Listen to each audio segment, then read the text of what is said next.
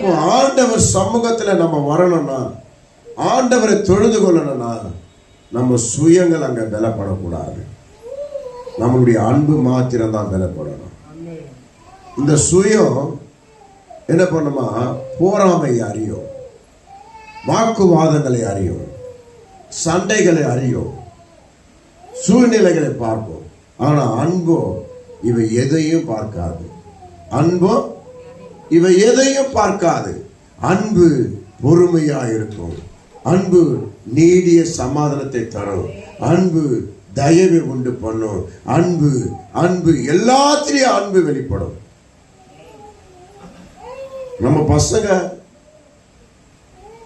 நம்ம வீட்டில் இருக்கிறவங்க யாருன்னா திட்டுனா, யாருன்னா சண்டை போட்டா அதை பெருசா எடுக்கிறது இல்லை. அதை என்ன பண்றோம், மறந்துடுறோம்.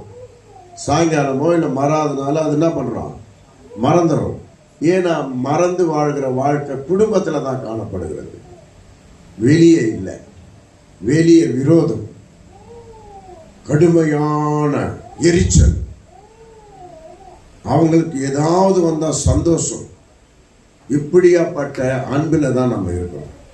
இந்த அன்பு கர்த்தருக்கு அது பிரியம் அல்ல. இந்த அன்பை மாற்ற வேண்டும். இந்த அன்பை மாற்ற